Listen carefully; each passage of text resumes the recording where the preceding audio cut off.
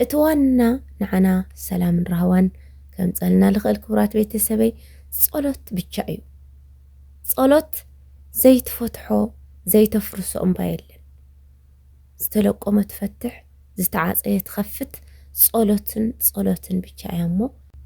سلام تاير ساخون كوران تخطاتل تنايز مدو كميك أنيهم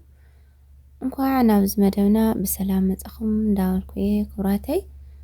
حدش سوانكم سبسكرايب نداقوركم بيتسيبكنو حدش سيبكنكم نبارات بيتسيبي سوانكم دما كم تلمود هانا زريتكم أي فليني شمباركس كمتي أبرست تريوز لهم نايلمو عن تأرستنا أو حداركا زي مسمع مع زمسو عبي سعبين ويكا عبي قداتي وانشتن بعغمي كقلص مالتيو بركز أوزي بزحات كافتي ناتي أقلالصات فلطو تهلو يخم أنا قلص كاللخو بتسترين من قدية نسخاتهم دما أو كومنت بزولصة أنا نعيك تمهورني أنا بعقمي نشتن قلص كاللخو نسخاتهم دما بزولصة قاليسكم عقمكم كتر يعني نعيون فلطتكم كتكافلني بزي قدامي بتحتنا يلاوكم كرات بيتسبي إيشن باركس كمتي عب محورا ميدياتات نريو زنورنا حاد حاونا مجزا بعلت جزء بزفلح زيتي زفلح ماي أقاصيلاتو أب حيال سقاي يركب مالتيو كمتي تريقوا مسلي إزي السيمال كعي جوز منقسي بخمسي قصي نوسي تبلاشيو حريرو يركب حدا سب سللك أصل كايو سلل حرر كايو اتسسر لبخا تمليس مالتي يخوني قراس بزقدده طعسا مالتي طعسانة تطعسكا لنوح عمتات بسلا أو وشتقا يقدفلكا مقنياتو نتا معلت إخا تمليسكا توغسا إذا معلت زيادة تحلفني راسي كمزي عينت حما تكبر أي مفتسم كينالنا تملسنا نتا معلتينا نوقس جنتا معلت لي خونت حميقة أنحنا قزار اسنا السبات قبل علي سبات كنتش أخاخن مس جمرنا إزيو اتخفئي اتحماقي لمدي لا قورنا ينخد لنا لما جمريا جيزي خوني قبل حلفة كمزي حماق درقيت لفا الحماي لبعال قزا أقاصيلاتو خمز نورت نفلت إنا بقولك عدما حد حماق بعال قزا بأسيد قزا أقاصيلوا كمز نورة زيوم أنا ود خوينو نو قالتن السيت مالتي قالتن السيت بجاي خونتي تخمزي عينت أنا وارقف عيد فتصمولا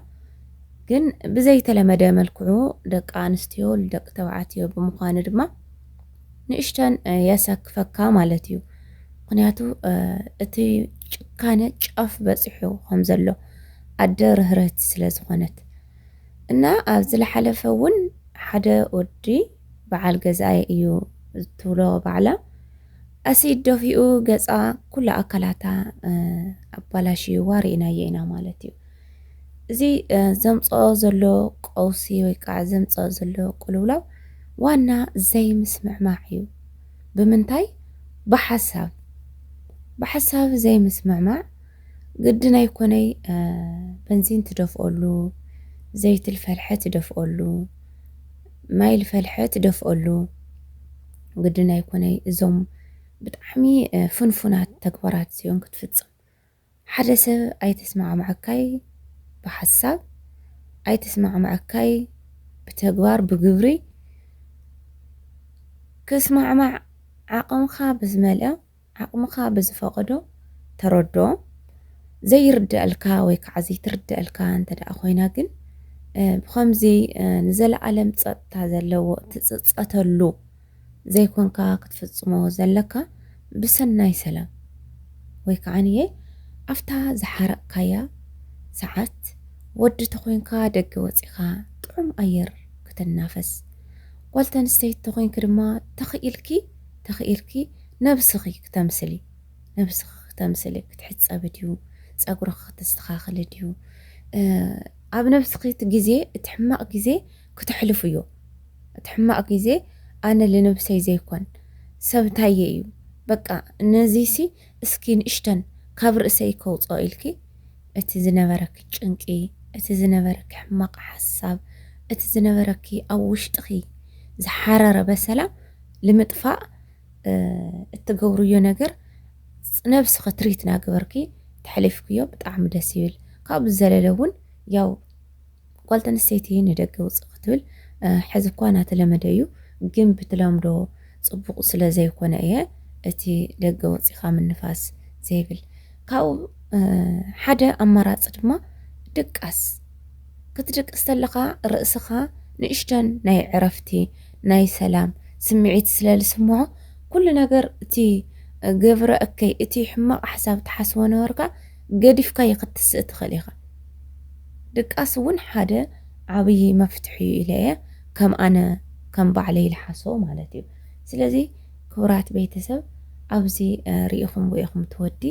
ኢዱ በሲሉ ገጽ በሲሉ ነብሲ በሲሉ ማለት እዩ ካብዚ ካብ ስሑት መዓልቲ ይሰውረና ከምዚ ዓይነት ፍጻሜ ናይ ሰይጣን እምበይ ናይ እግዚአብሔር ስለ ዘይኮነ ካብዚ ክንቁጠው ይግባአና ማለት እዩ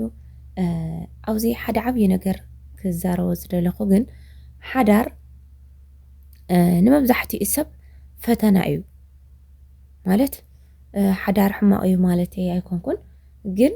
ሓዳር ብጣዕሚ ብጥበብ ተዘይሒዝካያ ፈታኒቲ ናይ ፈተና ቤት እያ ምክንያቱ ክልተ ሓደ ዓይነት ራእይ ዘለካ በተለይ ተዘይኮንካ ብጣዕሚ ፈታኒ ህይወት ኢኻ ትሕልፍ ብጣዕሚ ፈታኒ ህይወት ማለት እዩ ንምንታይ እቲ ሓደ ንምዕራብ ገጹ ዝጥምት እቲ ሓደ ንምብራቕ ገጹ ዝጥምት ሰብ እንተደኣ ኮይንካ ንምብራቕ ገጽካ ንክተጠምቶ ሓደ ሰብ ብዙሕ ጉልበት ብዙሕ ግዜ ብዙሕ ነገራት የድልየካ እዩ ስለዚ ታይና ክንገብር ዘለና ሓዳር ቃል ኪዳን እንተደኣ ኣቲና ኮይና ትዕግስቲ ናይ ኩሉ መፍትሒ እያ ትዕግስቲ ብትዕግስቲ ክትሓልፍ ሓደ ብጣዕሚ ደስ ዝብለኒ ሰብኣይ ኣሎ ዝዛረብ ንሓዳር እንታይ የድልዮ ፍቅሪ ዶስ ገንዘብ ኢላ ሓቲትወስ ኩሉ ኣየድሊ ኢልዎ ማለት እዩ ኩሉ ግዜ ኢላ ቅረባ ብጣዕሚ እያ ደስ ትብለኒ ማለት እዩ ንባዕለይ እውን ህይወተይ ስለ ዘምሃረትኒ ሰብ ገንዘብ ስለ ዝሓዘ ሰብ ፍቅሪ ስለ ዘለዎ ሓዳር ጥዑም ኮይኑ ማለት ኣይኮነይ ቋሚ ፍቅሪ ናይ ዘለዓለም ፍቅሪ ናይ እግዚአብሔር ኣምላክና ናይ ጎይታና ናይቲ ምድሪ ሰማይ ብለይ ዓምድ ለቆመ ጥራሕ እዩ ሰብ ተጋጋይ ስለ ዝኾነ ሓቀኛ ፍቅሪ ክህሉ ይኽእል እዩ ግን ኣብ ሓዳር ኮይንካ ወላ ሓንቲ መዓልቲ ወላ ክንዲ ፍረጣፍ ትኹን ዘይትጓየቐሉ ወይ ከዓ ዘይትተዓናቐፈሉ መንገዲ የለይ እንታይ ደኣ ዋና ናይ ሓዳር ከዕንብቦ ልኽእል ምክእኣል እዩ ምክእኣል ኣብ ሃፍታም ይኹን ኣብ ድኻ ይኹን ኣብ ፍቅረኛ ይኹን ኣብ ዝኾነ ይኹን ሰብ ምክእኣል እንትንደኣ ሃሊ ኮይኑ ቅሬታ ጉረረይ ናይ ዝጆ ምቕያር ይመስለኒ ንሽቶን ይሕዘኒ ኣሎ እና ምክእኣል እንተዳሃልዩ ኩራት ቤተሰበይ ኩሉ ነገር لا تغيره كل ነገር لعرየ كل ነገር ካብ ዝተሓተ ናብ ዝለዓለ ክብ ናለ ይልኸል ካብ ምንታይ ካብ ሓዳር ማለት እዩ ካብ ሓዳር ካብ ፍቅሪ ከፍታናይ መጀመርያ ፍቅሪ መጀመርያ ክትላለ ከለኻኮ ወላ ሓድሽ ድሸት ኩለኻ ተከባበር ተነበርካ ግን ንሽተን ዘይትተዓናቀፈሉ መንገዲ የለን ኣብታ ሽዑ ሰዓት ምክኣል ተዘይነብር ነይሩ ካብ መጀመርያ ካብ ጓሓቱ ክስካብቲ ዝለዓለ ናይ ፍቅሪ ናይ ሓዳሪ ደረጃ ኣይትበጽሒ ታይዳ ምክኣል ዘይጋገሰብ የለን ይሄው እዛ ሓፍትና እኳ ኣዶር ህርህቲያ ኢልና ንገልጻ ብዘይ ተሓሰበ ብመርር ጭካነ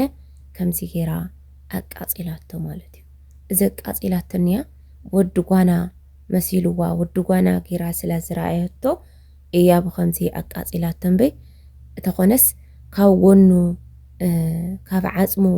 ዝወፀት ምዃና ዘንጊዓ ማለት እዩ ውላዳ ተዝኾን ከምዚ ጌራ ተቃጽሎ ኢልኩም ዶ ተሓስቡ ቤተሰብ እስኪ መልሱለይ ኣብ ኮሜንት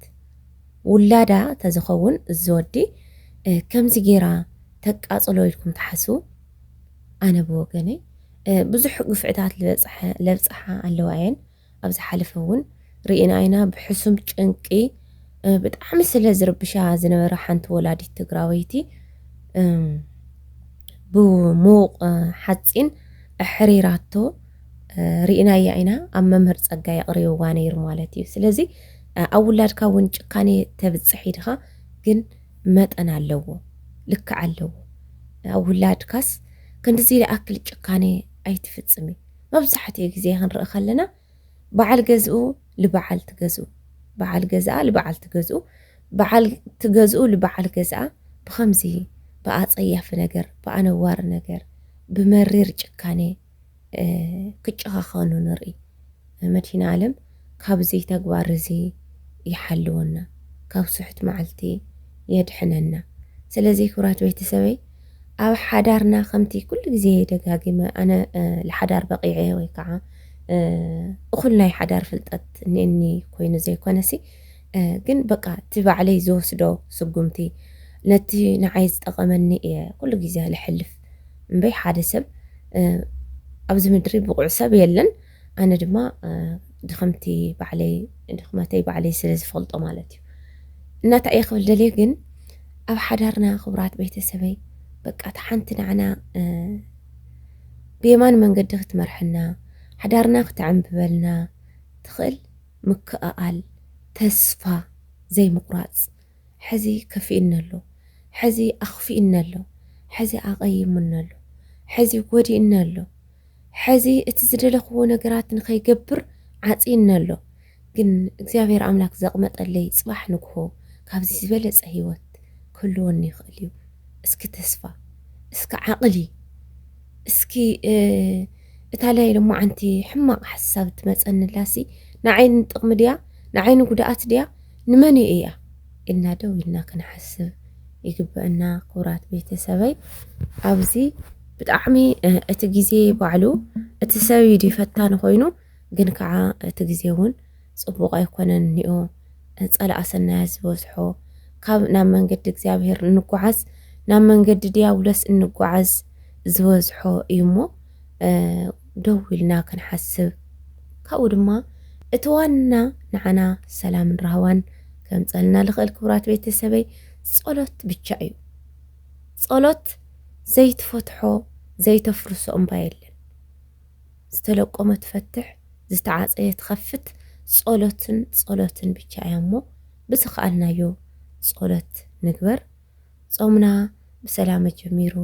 ብሰላም ይፈጽመና ናብ ብርሃነ ትንሳኤኡ የብፅሐና ኣብ ዝተፈላለየ ክፍለ ዓለማት ተበቲና ዘለና ምስቲ ዝኒኤ ኩናት ወረ ኩናት ንእሽተን ስግኣት ኣለና ክቡራት ቤተሰብ እቲ ወረ ኩናት ላብ ሰላም መዲና ዓለም ይቀይረልና ስደትና ይሕፅረልና እንናፍቆም ወለድና እንናፍቆም ውላድና ብሓፈሻ እንናፍቆም ስድራ ቤትና ገጽ ንገጽ ንምርኣይ የብቃዕና እናበልኩ